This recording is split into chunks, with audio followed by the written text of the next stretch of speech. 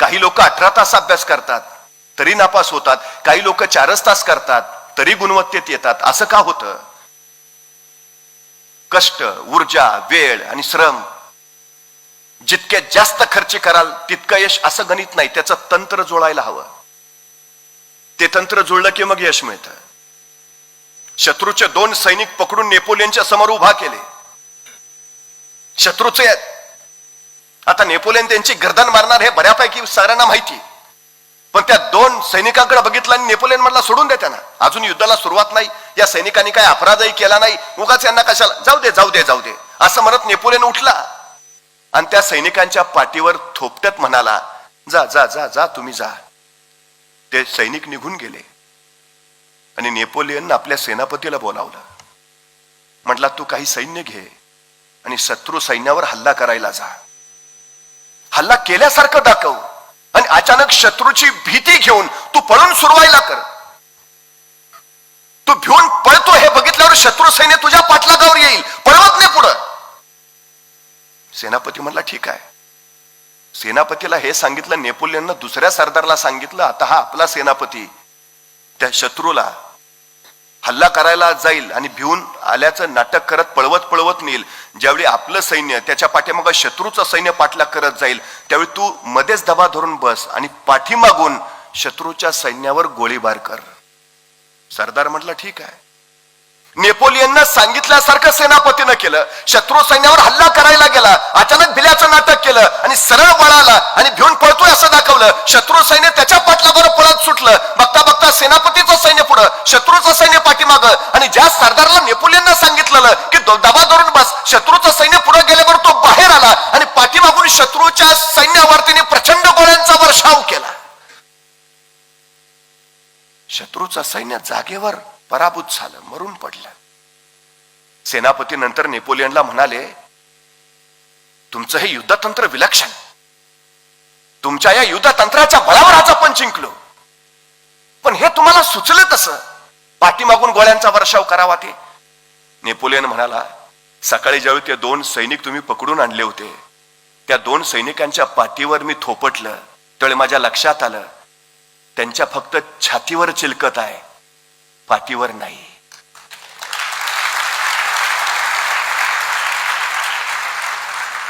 हे निरीक्षण असतं, हे तंत्र असतं. यश मिळवायचं आहे ना, यश मिळवण्याचं तंत्र आत्मसात करावं लागेल, मग विजय मिळवता येतो. सगळ्यात महत्वाची गोष्ट आहे ती ही तंत्र. बाकी काही नाही लागत. हे तंत्र मिळवा, सगळ्यात महत्वाची गोष्ट. आणि त्याच्यानंतरची सगळ्यात महत्वाची गोष्ट आहे, यश आणि आपण यांच्यामध्ये फक्त भीती उभासते, बाकी कुणीच नसतं. मग ती कारणं वगैरे निघतात ना सगळी, असं झालं तर ती फक्त सबबी आहेत. मुख्य कारण आहे भीती. या जगात ज्याला घाबरावं अशी दुसरी कुठलीच गोष्ट नाही. ह्या जगात घाबरण्यासारखी फक्त एकच गोष्ट आहे, भीती. आणि ती दुसऱ्या कोणाचीही नाही, आपल्या मनातली भीती. सगळ्यात महत्वाची गोष्ट. एखादी गोष्ट करायची आहे पण धाडस नसतं. धाडस नसणं म्हणजे भीती वाटणं. बरं, भीती फक्त अपयशाचीच असते असं नव्हे, बऱ्याचदा भीती यशाचीही वाटते. माझ्या एका मित्रानं प्रमोशनच नाकारलं. म्हटलं, का रे? नाही, प्रमोशन घेतल्यावर इंग्रजीत बोलायला लागेल. त्याला इंग्रजीची भीती, त्यांनी यशाचा मार्गच बंद करून टाकला. अपयशाची नाही, यशाची भीती असते. ही भीती सगळ्यात धोकादायक आहे, सगळ्यात धोकादायक. आणि ही भीती बाहेरून कुणी निर्माण करत नाही, ती आपल्या मनातून निर्माण होते. ती आत्मविश्वासाच्या अभावातून येते. तुमच्या क्षमता तुम्हाला माहिती असतील, तुमच्या क्षमतांवर विश्वास असेल, त्यातनं तुमच्यावर प्रगाढ आत्मविश्वास स्वतःवर असेल, तर तुम्हाला भीती वाटतच नाही. पण हे जर नसेल तर भीती सगळ्यात महत्वाची, जी तुम्हाला पराभूत करते. बाकी कुणी पराभूत करत नाही तुम्हाला.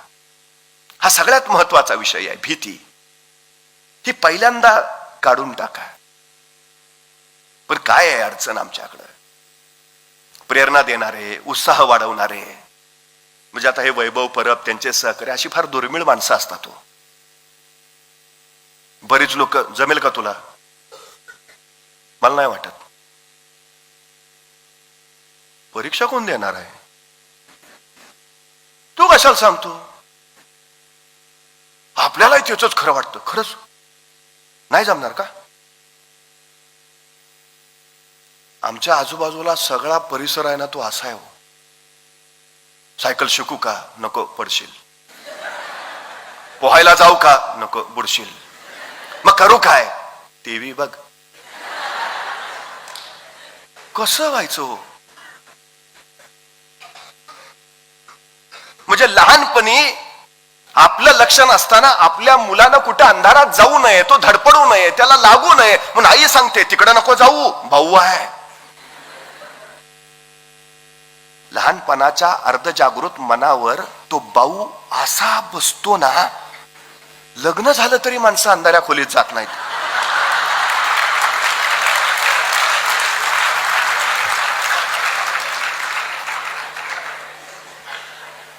दोष त्याचा नाही हो, लहानपणी त्याच्यावर जो संस्कार झालाय ना, अंधारात भाऊ असतो, तो जातच नाही.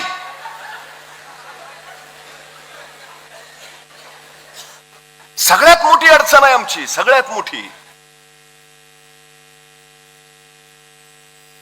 माणसं नकारात्मक ही भीती घालत राहतात, सतत सतत भीती घालत राहतात. आमच्या अर्धजागृत मनावर त्यातून परिणाम होतो. मग इंग्रजी ते अवघडच आहे. मग ते शारीरिक चाचणी, ती तर फार कठीण आहे. मुलाखत बोलूच नको. मला गणितच कळत नाही, काय हा प्रकार काय आहे. मी वारंवार सांगतो, या नकारात्मकतेच्या वातावरणात अजिबात राहू नका, अजिबात नको. आणि भीती पहिली मनात आहे ना, ती काढून टाका. आम्ही काय करतो, संकट यायच्या आधीच त्या संकटाचं भयान काल्पनिक चित्र मनात रंगवत राहतो. आणि मग फार काहीतरी आता होणार, दबा धरून बसते भीती. प्रत्यक्षात ज्यावेळी संकट येतं, निघून जातं, काहीच होत नाही, मग आपलं उगाच टेन्शन घेतलं. अरे तो आधीच कशाला विचार करतो मग? म्हणजे पाठीशी आपल्याला बुडू देणार नाही असा प्रशिक्षक आहे, तरी पाण्यात पहिल्यांदा बुडी मारताना भीती वाटतेच.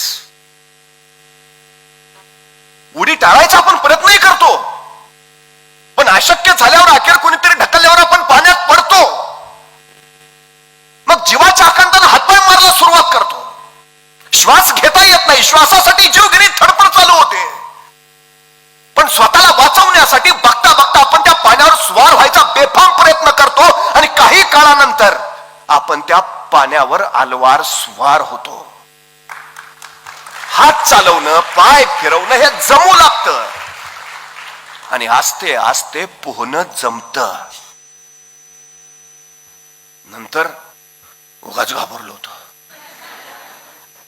तुम्ही पाण्याच्या भीतीवर विजय मिळवला म्हणून पोहणं शिकला, पण जर तुम्ही भीतीवर विजय मिळवला नसता तर आयुष्यभर ते पाणी तुम्हाला तुमच्या अपयशाच्या वाकुल्या दाखवत राहिलं असतं.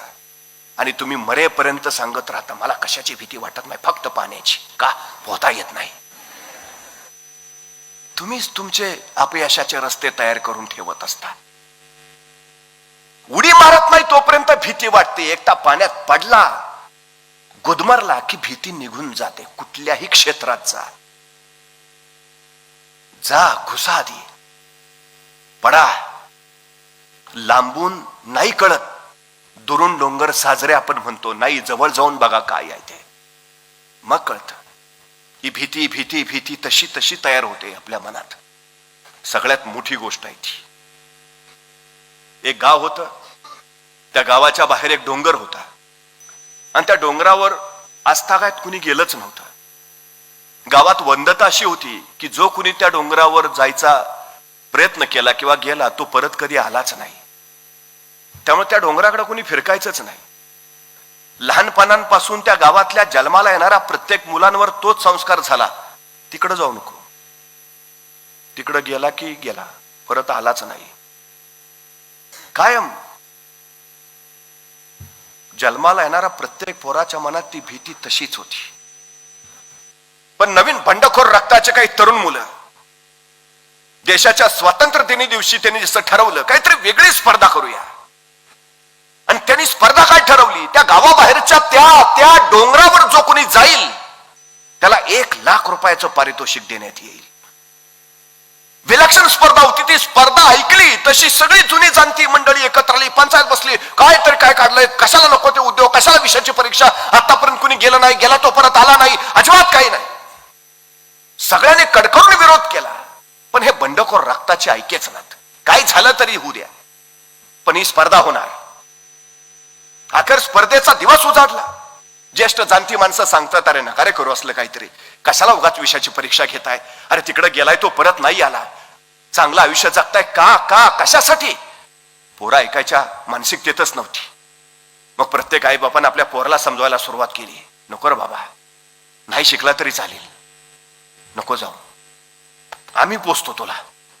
आई म्हणलंय का भरती झालाच पाहिजे, चालेल नाही झाला तरी, पण तिकडं नको जाऊ. सगळ्यांनी आपापली पोरं बाळ जेवढी समजवली. कसे बसे 5 लोक त्या स्पर्धेत भाग घ्यायला तयार झाले. 5 तरुणांनी भाग घेतला. स्पर्धा सुरू झाली तरी काय ज्येष्ठ जाणती माणसं सांगतायत, नका जाऊ, विषयाची परीक्षा घेऊ नका, तिकडे जो गेलाय तो परत आला नाही, उगाच नका हे करू. पण नाही ऐकलं. ती स्पर्धा चालू झाली. 5 जण त्या डोंगरावर चालायला सुरुवात केली, चढायला सुरुवात केली. खालून आरोळे येत आहेत, आवाज येतोय, परत या, नका विषयाची परीक्षा घेऊ, माघारी फिरा. मुलं पुढं निघाली. अचानक खालून परत गलका ऐकू आला, अरे ऐका, आत्ताच परत फिरा, अजून वेळ गेलेली नाही, माघारा या. त्यांचा तो आवाज ऐकला आणि शेवटचा 5वा शेजारच्याला म्हटला, खरंच असेल का असं? नाही, एवढे सगळे सांगतात म्हटल्यावर मग काय करूया, राहू दे. खालून खूपच आवाज येतो रे, काहीतरी असल्याशिवाय माणसं असं सांगणार नाहीत. बर काय, असं काय करूया? त्यांची चलबिचल झाली. खालच्यांचा आवाज वाढला. तसा एक जण म्हटला, मी जातो परत. दुसरा म्हटला, मग मी कसं काय जाऊ, मी पण येतो परत. आले दोघं माघारी खाली. ते दोघं आले तसे खालच्यानं आणखी चेव चढला, अरे हे दोघं शाने झाले, तुम्ही शाने व्हा, कशाला जाताय, कशाला विषयाची परीक्षा घेताय, माघारी या. ते तिघं पुढं तसेच निघाले, चालत पुढं. अचानक त्या मागच्या दोघातला एक जण ठेचकाळा धाड दिशी खाली पडला.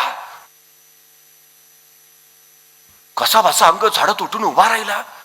दुसऱ्यानं विचारलं, काय झालं रे? काय कळलंच नाही रे. अचानक मागून कोणतं ढकलल्यागत झालं. अरे पण आपल्या मागं कोणच नाही. हो पण खोटं सांगतोय का? खरंच तर. बरं मी नेहमी खाली बघून चालतो. पण दगड पण नाही तिथं. ठेच लागायचं कारण काय? एकदम असं कोणतरी जोरात ढकलल्यागत झालं. तुला काय म्हणायचं आहे? काहीतरी आहे राव. आतापर्यंत कधी असं ठेचकाळलो नाही आणि एवढा खाली बघून चाललोय. आहे मग नको बाबा, जाऊ माघारी.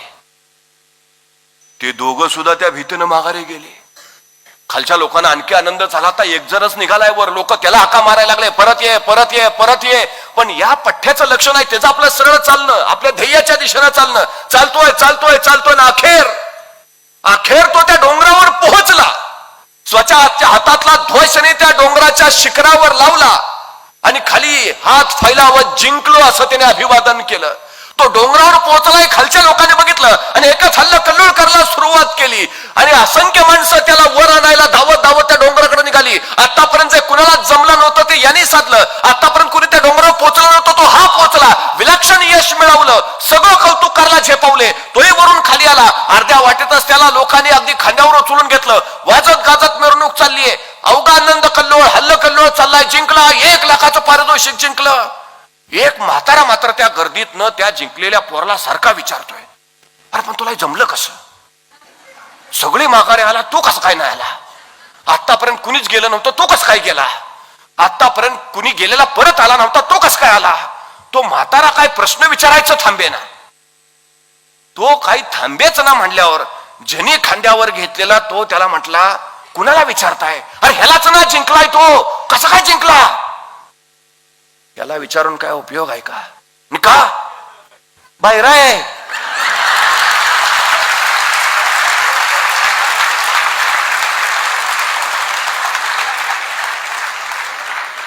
त्याला ऐकू येत नाही. तो ध्येयाच्या शिखरावर का पोचला माहितीये? बाहेरा होता म्हणून. तो का पोचला माहितीये? इतरांचे नकारात्मक बोल त्याच्या कानावर पडत नव्हते म्हणून. ज्यांना ऐकू येत होतं ते माघारी फिरले, परत फिरले. हा नाही, याला ऐकूच येत नव्हतं. एकदा तुमचं ध्येय ठरलंय ना, एकदा तुमचा पक्का निश्चय झालाय ना, एकदा तुमच्या क्षमतांची तुम्हाला जाणीव आहे ना, तुमच्यात स्वतः प्रगाढ आत्मविश्वास आहे ना, कुणाचंही ऐकू नका. मग अजिबात नाही. भैरेवा, जोपर्यंत ध्येयापर्यंत पोचत नाही ना, सरळ भैरेवा. काही बघायची गरज नाही कुणाच. हा सगळ्यात महत्वाचा विषय आहे.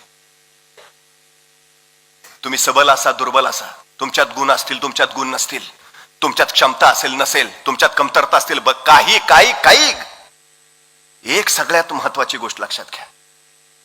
जर तुमची इच्छाशक्ती विलक्षण असेल ना, पोचायची जिद्द असेल आणि उत्कटता आपल्या ध्येयाला गाठायची असेल आणि त्या तीव्रतेनं जर तुम्ही चालत असाल ना, तर या जगात तुम्हाला कुणीच रोखू शकत नाही, कोणीच नाही. फक्त ती तीव्रता हवी, बस. त्या तीव्रतेनं जायला हवं तुम्ही. मग मग काही काही काही नाही. ह्या जगात फक्त ताकदवान असलेली एकच गोष्ट आहे, तुमची चिकाटी. फक्त चिकाटी. बाकी सगळे गुण तुमच्याकडे नसले तरी काय हरकत नाही, फक्त चिकाटी. तेवढी चिकाटी तुम्हाला जिंकून देऊ शकते. 5 किलोमीटरची शर्यत जिंकणाऱ्या धावपटूला विचारलं, तुझ्या यशाचं रहस्य? तो म्हटला, मी थांबलो नाही. यशाचं सर्वोत्तम रहस्य हेच आहे, थांबायचं नाही. पोहोचल्याशिवाय थांबायचं नाही. जिंकल्याशिवाय माघारी फिरायचं नाही. ध्येय गाठल्याशिवाय वाट सोडायची नाही. हे सगळ्यात मोठं रहस्य आहे यशाचं. पाण्याचा एक थेंब सतत सतत सतत सतत त्या वज्रासारख्या कठीण पत्थरावर पडत राहतो आणि अखेर त्या पत्थराला सुद्धा भेग पाडतो. ताकद त्या पाण्याच्या थेंबात नाही, ताकद त्याच्या आविरात सातत्यानं, चिकाटीनं, चिवटपणे कोसळण्यात आहे. बस. दारावर धडका मारत राहा. एकतर दार उघडेल तरी, नाहीतर मोडून पडेल तरी, कारण दाराच्या पलीकडे स्वागताला यश उभा आहे. सातत्य सातत्य सातत्य हवंय. फक्त एक गोष्ट लक्षात घ्या, मी वारंवार सांगतो, एकदा ती भीती काढून टाका. आता दुसरा सगळ्यात महत्वाचा मुद्दा असतो अपयश. अपयशातूनच यशाचा राजमार्ग चालू होतो. सगळ्यात महत्वाची गोष्ट आहे ती. आम्ही यशस्वी का होत नाही? कारण आम्ही अपयशाचा सामना करत नाही. तुम्हाला घडायचं असेल ना, तर तुमच्या वाट्याला अपयश आलं पाहिजे. ही सगळ्यात महत्वाची गोष्ट आहे. मेणबत्तीच्या तबकडीवर ध्वनिमुद्रित करायचा प्रयोग थॉमस एडिसननं यशस्वी केला. पण मेणबत्तीच्या तबकडीवर ध्वनिमुद्रण करायचे प्रयोग त्याने तब्बल 10,000 वेळा केले आणि 10,001वा प्रयोग त्याचा यशस्वी झाला. अनेकांनी त्याला विचारलं, म्हणजे 10,000 प्रयोगाचा तुमचा वेळ, तुमचा कष्ट, तुमची ऊर्जा वायाच गेली ना? तुम्हाला नाही. त्या 10,000 प्रयोगानेच मला शिकवलं यशस्वी तबकडी कशी तयार करायची. मला आलेलं प्रत्येक अपयश माझी चूक दाखवून गेलं. मला आलेलं प्रत्येक अपयश कसं योग्य जायचं ते मला दाखवत राहिलं. मला आलं अपयश, माझ्यातल्या क्षमता कुठल्या जास्त आहेत आणि कुठल्या कमी आहेत हे सांगणारं ठरलं. मला आलेलं अपयश मी अचूक आणि परिपूर्ण कसा बनवू शकतो हे सांगणारं ठरलं. अपयशानंच मला घडवलं, यशानं नाही. अपयश जर आलं नसतं तर मी घडलोच नसतो. एडिसन सांगतोय. माणसं कुठली पुढे गेली. काही भारतीय पत्रकारांचं पथक जपानला गेलं होतं. ज्या हिरोशिमा नागासाकीवर अणुबॉम्ब झाले त्या शहरांचं, तिथल्या वास्तूंचं निरीक्षण करत ते भारतीय पत्रकारांचं पथक फिरत होतं. त्यांच्या सोबत गाईड होता, तो माहिती देत होता. एका ठिकाणी प्रचंड मोठ्या इमारती समोर आल्यावर तो जपानचा गाईड या पत्रकारांना म्हणाला, हिरोशिमा नागासाकीवर जे अणुबॉम्ब झाले त्याच्यानंतर ही शहरं बेचिराग झाली. त्या शहरांच्या पुनर्वसनाचं कार्य या इमारतीतनं चालतं आणि या पुनर्वसन समितीचे अध्यक्ष आहेत मॅक हायवर्टन. तसे भारतीय पत्रकारांपैकी एक पत्रकार म्हणाले, मॅक हायवर्टन? अहो, तो हाच मॅक हायवर्टन ना की ज्याच्यामुळे तुमच्या हिरोशिमा नागासाकीवर अणुबॉम्ब पडले.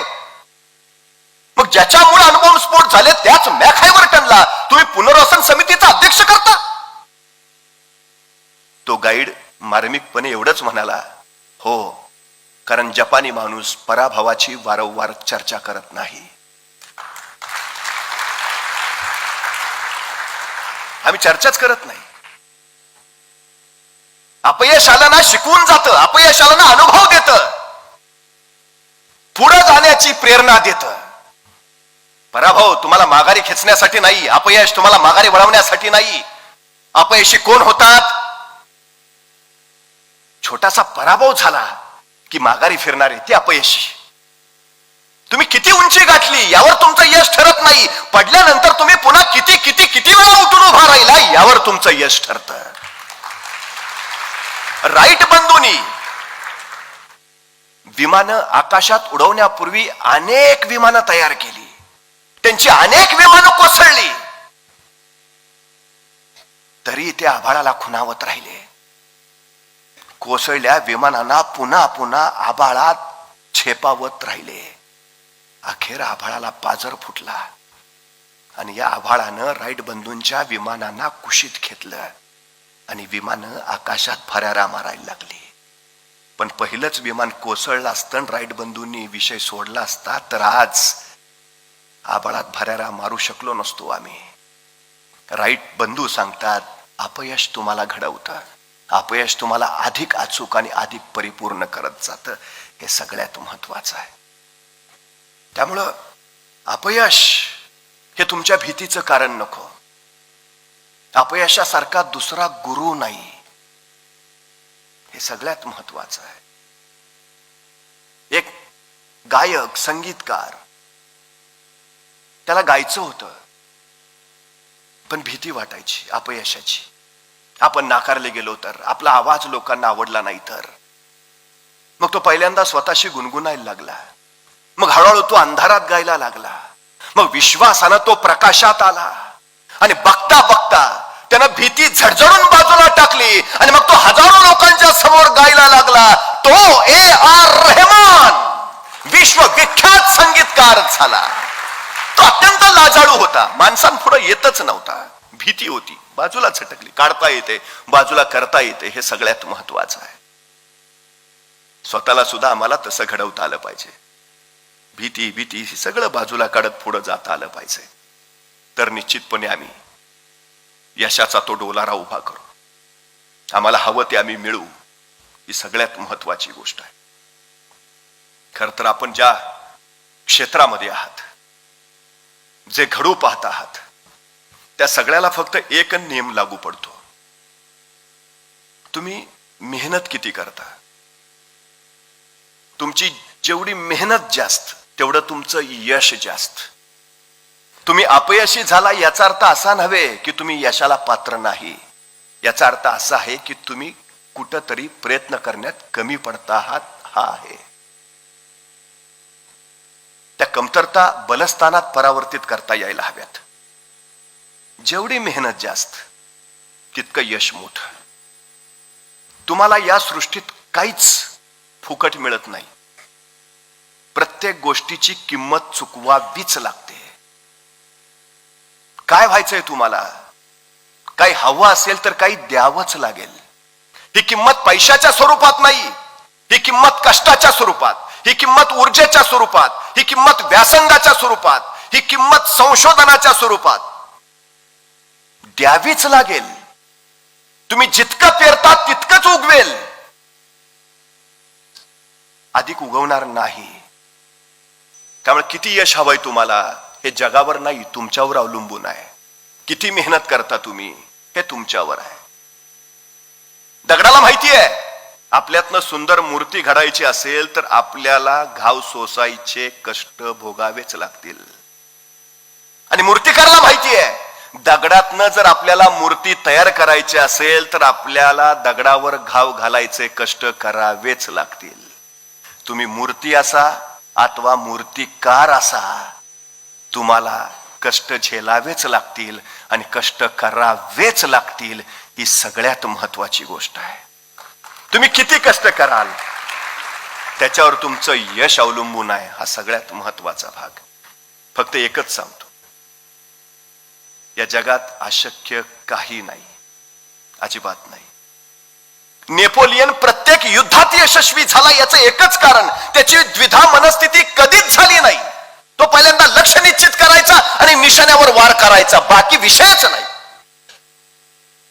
ठरवलं बस केलं, बाकी विषय नाही. तुमचं ध्येय तुमच्या समोर आहे, भरती जवळ आहे.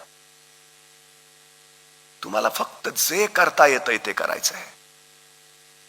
चिकाटीनं, व्यासंगानं, कष्टानं, बुद्धीनं, कौशल्यानं, क्षमतेनं, विश्वासानं, आत्मविश्वासानं, निर्भयतेनं यश आपोआप तुम्हाला मिळेल. असं काहीच नाही की जे करता येत नाही. असं काहीच नाही जे मिळवता येत नाही. असं काहीच नाही जे वाटतंय पण होता येत नाही. सगळं करता येतं, सगळं होता येतं, सगळं बनता येतं, सगळं घडवता येतं.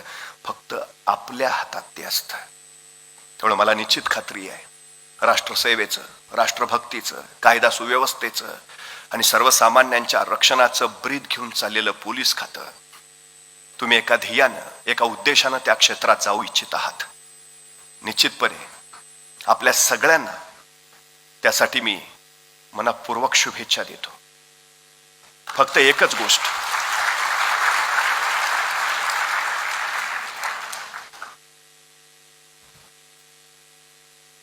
बुलढाणा जिल्ह्यात मेहकर नावाचं गाव आहे. त्या गावात एक 66 वर्षाची माऊली होती, जिचं नाव होतं लता भगवान करे. 3 मुली आणि 70 गाठलेला नवरा. मुलींची लग्न झालेली. आतापर्यंत कमावलेला सगळा पैसा अडका त्या मुलींच्या लग्नात खर्च झालेला. आता नवरा बायको दोघं दुसऱ्याच्या शेतात राबायचे, काबाड कष्ट करायचे आणि 2 वेळचं अन्न स्वतःच्या आयुष्यासाठी कमवायचे. घर गरिबीचं, उशाशी दुःख फक्त. अशा अवस्थेत नवरा अचानक आजारी पडला. अचानक सगळं घर विलक्षण कोमेसल्यासारखं झालं. त्या 66 वर्षाच्या माऊलीला काही कळेना काय करावं. ती नवऱ्याला दवाखान्यात नेलं. डॉक्टरांनी तपासण्या केल्या, प्राथमिक औषधं दिली, पण फरक काहीच पडेना. पुन्हा डॉक्टरांकडे गेली. डॉक्टरांनी सल्ला दिला, चांगल्या हॉस्पिटलमध्ये न्यावं लागेल. कुठं? बारामतीला घेऊन जा. या माऊलीला काही कळेना. आपलं घर गरिबीचं, पोटाची खळगी कशी कशी भरतो आपण. नवऱ्याच्या उपचारासाठी, इलाजासाठी पैसे आणावे कुठून? काय करावं?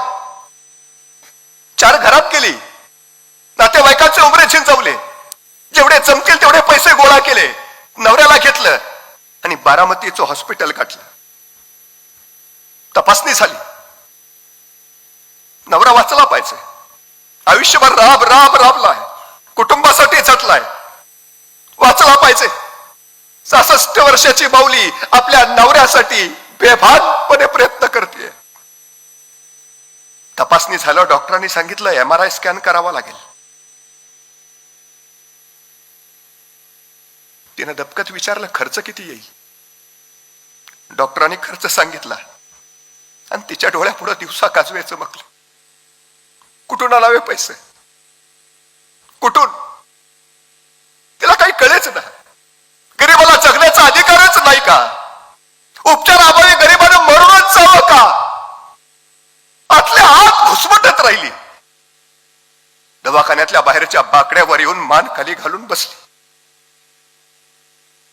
काही क्षणानंतर इकडे तिकडे बघितलं, त्याच बाकड्यावर एक वृत्तपत्र पडलं होतं आणि त्या वृत्तपत्रावर मोठ्या अक्षरात लिहिलं होतं बारामती मॅरेथॉन. बक्षिसाची रक्कम तिनं वाचली आणि तिचे डोळे चमकले. समोर ग्रहस्थाला त्याला विचारलं ही काय मॅरेथॉन म्हणजे? अहो धावण्याची शर्यत, मला भाग घेता येईल? तो गृहस्थ या माऊलीकडे बघत राहिला. ती बातमी त्याने एकदा वाचली. म्हटलं हो घेता येईल, सगळ्यांसाठी खुली आहे. वृत्तपत्राचं ते पान घेऊन ती 66 वर्षाची माऊली त्या शर्यतीच्या ठिकाणी पोहोचली.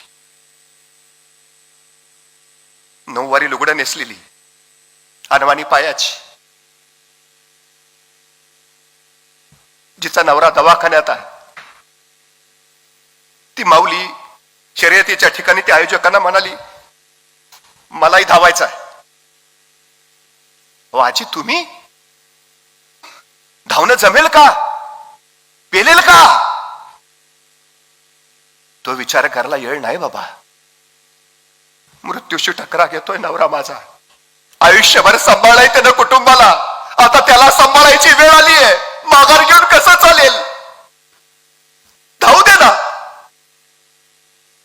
आयोजकाच्या डोळ्यात क्षणभर पाणी तरळलं.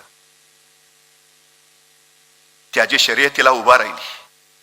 आजूबाजूला स्पोर्ट शूज घातलेले, रोज कसून सराव करणारे, स्टेडियम मध्ये पळणारे, आहार विहार भक्कम असणारे असे कसलेले धावपटू आणि त्यांच्या रांगेत उभा आहे 66 वर्षाची नऊवारी नेसलेली अनवाणी पायाची ही लता भगवान करे. शर्यत सुरू झाली आणि ती बेबाकपणे पळायला लागली. आजूबाजूला तिचं लक्षच नव्हतं. तिला फक्त प्रत्येक पावलागणिक आपण नवऱ्याला वाचवण्याच्या जवळ जातो एवढाच भास होता. नवरा वाचवायचा असेल, नवरा जगवायचा असेल तर मला पळायलाच पाहिजे, मला जिंकलंच पाहिजे, मला बक्षिसाची रक्कम घेतलीच पाहिजे. तिच्या डोळ्यापुढे दुसरा ध्यास नव्हता. तिचा श्वास पूर्णकृत झाला होता. ती फक्त धावत होती. पायाला खडे टोचतायत, लक्ष नाही. वरनं पदर उडतोय, तिने दातात धरला. जीवाच्या आकांताने पळतीये, बेभानपणे पळतीये. नवरा वाचवायचा बस. तिचा ध्यास हाच तिचा श्वास झाला आणि तिने शेवटचं पाऊल टाकलं आणि चोहो बाजूनी टाळ्यांचा प्रचंड कडकडाट उठला. 66 वर्षाच्या माऊलीनं ती 3 किलोमीटरची बारामती मॅरेथॉन जिंकली. अनेकांना आनंद झाला. तिच्या जिद्दीचा, तिच्या विलक्षण चिकाटीचा, तिच्या ध्यासाचा, जिंकण्याच्या तिच्या तीव्रतेचा. तिला आनंद फक्त एवढाच होता, आता नवरा वाचेल माझा. त्या लताबाईंना जेवढ्या तीव्रतेनं जिंकण्याची गरज वाटली ना, त्या तीव्रतेनं ज्यावेळी तुम्हाला गरज वाटेल त्यावेळी तुमच्या अंगावर वर्दी असेल.